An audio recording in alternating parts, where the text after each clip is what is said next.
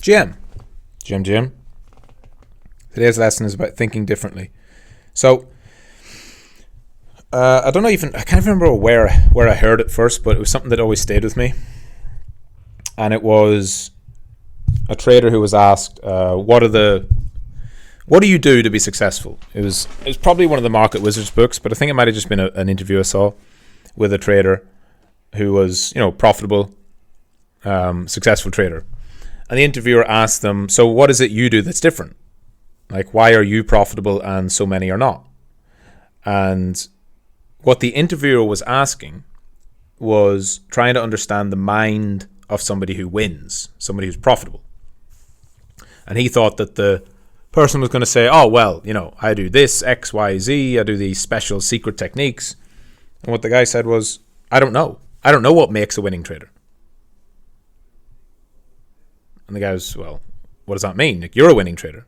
He's like, yeah, but I know loads of people who are also winning traders and they all trade differently. He's like, well, how did you become a winning trader? And he said, I did the opposite of losing traders. If you're taking it as a case study, right? If you're trying to gather data, there is far more data available for losing traders than winning traders. Winning traders are less common, right? There's a small percentage of multi-millionaire, billionaire traders, and there are millions of people who've lost money. And he said, so what I did was I looked at what losing traders did, spotted patterns in that, and then I did the opposite. And that allowed him to develop and build everything he does. And that is what I do. It's what every winning trader does, that, whether they are aware of it or not.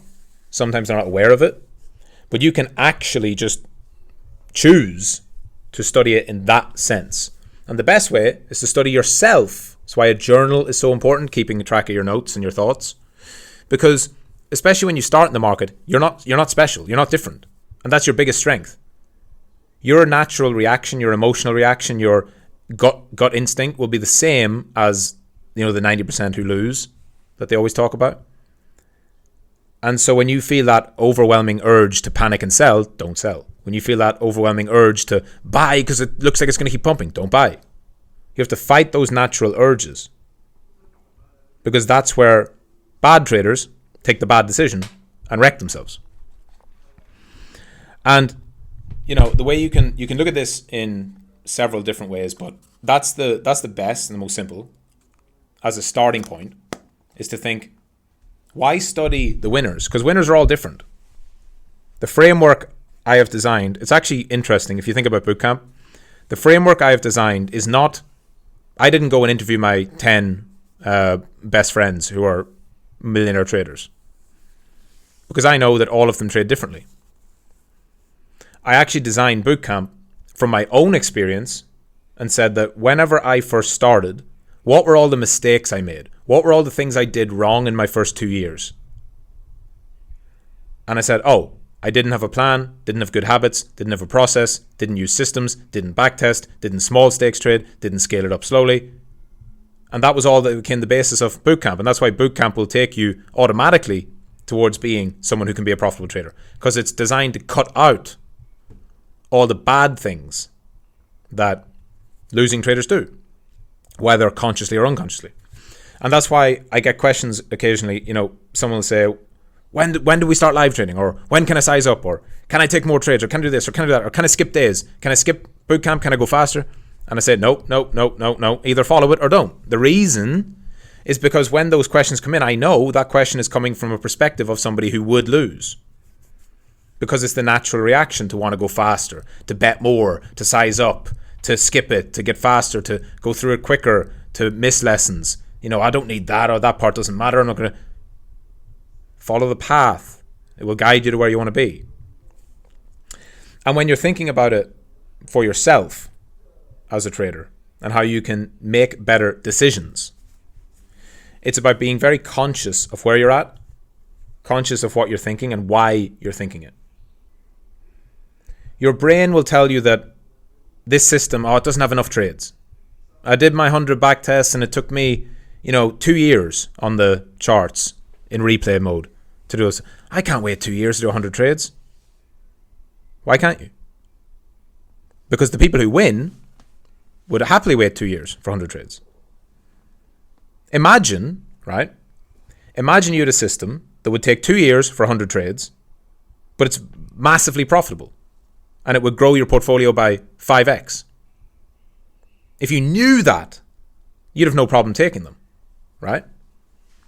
It's that lack of knowing. It's because you don't know for sure that you start to think, oh my God, 2 years is a long time. It's not, by the way. 2 years is a long time, 100 trades. What if it doesn't work? All these doubts. But what's the alternative? Just go and gamble? So being aware of it, always be hyper aware of your reactions and your emotions. And when you go to take any decision, ask yourself, why am I taking this decision? Am I taking this decision because it's in my best interests? Because it's the right thing to do in the process? Or am I taking a decision because my monkey brain is telling me, click more buttons, more stimulation, more dopamine, go faster, make more money, take more risk? Good trading is avoiding what bad traders do. There isn't a secret formula. Bootcamp's the best formula. There is not a secret formula that every single profitable trader does, but every single profitable trader has patterns in their own behavior which are the complete opposite of what the losing traders do. They have a plan, they have a process, they have emotional control, they focus on the long term. Even if they're a day trader, they're focusing on the long term. They're not trying to hit a home run every single day. And you can do the same, you should do the same. And when you're reading through some of these examples, like I remember reading in an article or something I saw that there was a list of if you're in the UK or you're in Europe, you'll probably know about CFDs, contracts for difference. CFDs is a product, a way that you would trade if you're trading in TradFi, like you're trading stocks, you're trading Forex, you're trading commodities. You would trade on a broker, and the broker would essentially allow you to spread bet on, if you think gold's going up, you buy on their platform, and it's called a CFD. It's not like perpetual futures, that's a crypto thing. It's not like dated futures, like on the CME TradFi thing. It's not like options, which, stocks guys do in the Asia campus. It's a different thing. It's very specific to Europe and the UK because the laws and regulations are different. One of the things, because CFDs and spread betting is very dangerous, it's some of them have 500x leverage on Forex and stuff like that. Because it's so risky and because it's so easy to be a gambler in it, the government requires that those brokers release statements about their customers. Doesn't name the customers, of course, but they must release data showing how many customer accounts make money, how many customer accounts lose money, and also how. And there was a guy who I think he might have worked in a broker or had access to something. He talked about, basically he saw the data and he saw that something really surprising. And he saw that all together, the retail traders on the platform actually had a 60% win rate on average. 60% win rate, which is really good. That's really high. For reference, I have systems that are 40% win rate and they're profitable. And I know people who win 1 in 2, 50%. I know people who win less, 40%. Even some people who win high 30s and they still make money because they make more when they win than they do when they lose, and they manage the risk when they lose.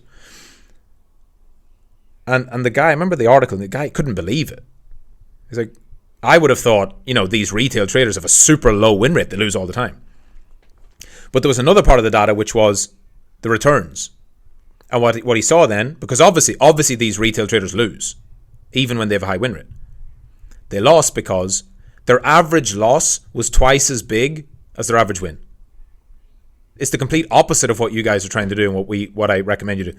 If they won $1, they would lose $2 on a losing trade. It's the complete opposite. Which showed that even though they could have wins, 60% win rate, right? They're winning more than they lose, but when they had losses, they wouldn't manage risk. They wouldn't close it at a $1 loss. They would let it go to 2. 1 hour. They would let it go to 2. If they made money, they made profit on a trade, they would give it all back. They could win 3 trades in a row and then lose it all on the 4th trade and be back to break even. And then eventually, of course, over time, that's going to put you into negative. And so looking at that and saying, wait a minute, so people have a problem with taking losses. People have a problem with risk management. And that's completely logical. It makes complete sense because when you think about it, most people in the market think about the wins and they don't prepare themselves for the losses. And that's another thing about how you can study the losers and do what they don't do to become a winner. It all comes back to the core principles of process, plan, risk management, emotional control.